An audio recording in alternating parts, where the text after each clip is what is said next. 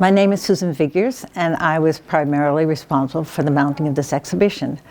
This exhibition is a partnership between Philadelphia Center for the Book, which is a nonprofit, the focus of which is the book, and its members are generally the artists or librarians, and also Swarthmore College libraries.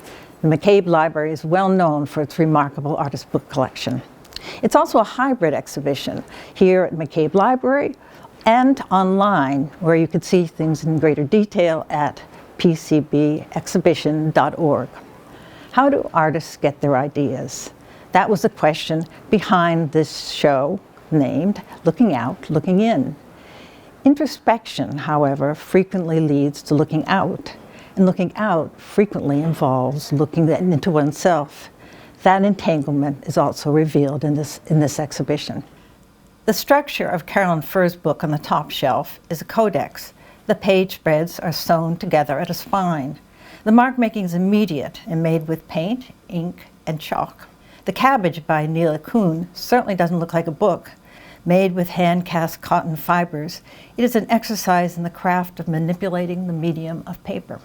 The two artist books on each side are both by D. Collins.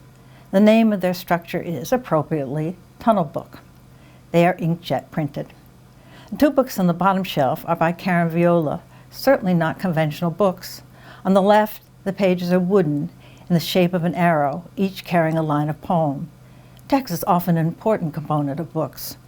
The book next to it is an accordion structure. Again, the name describes the form, and the materials used include paper and wine bottle sleeves. The hangings by Aaron Paulson take up most of the space in the next two cabinets are goat leather, a conventional material in bookmaking, early on a skin used for parchment and still used in making elegant book covers. The skins are embroidered with remnants of fellow creatures, silk and mother of pearl, and evoke the affinity of the sky. Below them are three books that are primarily accordion structures. On the left, the images in the book by Marilyn Stebelbein are acrylic paintings. The two on the right, by Catherine Alice McAuliffe, use pressure printing and stencils in the exacting process of letterpress printing with hand-set type. A primary material in these two books by Cassandra Gunkel is fabric. They are books of postcard quilts, pieced, block printed, or needle felted, and machine stitched to hand-dyed paper. They are also an example of mail art, created by members of a quilting group. The books are accordion structures, each with its clamshell box. Thomas Williams Parker's book is a complex multimedia piece, a painting on an aluminum panel, three eccentric vovels that can be activated by the viewer, revealing different combinations of images, and a music composition composed, performed, and recorded by the artist, which you can hear if you go to the online exhibition. The works in this case are objects, but they all invoke a narrative, a characteristic of artist books. Diane Pepe's sculptural diptych is about memory processes, a combination of looking into the self and looking out. Adrian Stelich's little boxes focus on small wonders that conjure up the infinite. Her butterfly is echoed in Alma Castro's origami creations. The emergence or creation of a geisha is parallel to the metamorphosis of a butterfly. Kathleen Hughes, the artist of the first piece, created a small but very long flag book, an abstract rendering of time and space. Sue O'Donnell's deceptively simple book is a flexagon. She speaks of her book as a memorial for my sister who lost her battle with cancer. The idea behind the structure is a cat's cradle, a game they used to play as children. She describes the book as wanting to be a puzzle, one that required in its making the act of looking both inward and outward. Carolyn Shattuck's book is also a flexagon that can take several forms, each the image of a quilt by, as she puts it, unknown and marginalized women of the 19th century. And finally, Judith Hoffman's two small codices are elliptical narratives inseparable from evocative, strange images created by drawings, found papers, paint, spare text, echo-dyed paper. Both of these books allude to or are based on the work of a novelist. C.B. Sherlock's elegant fine-press book involving letterpress printing, relief prints, chincolet collage, is unbound, housed in a pink leather clamshell box.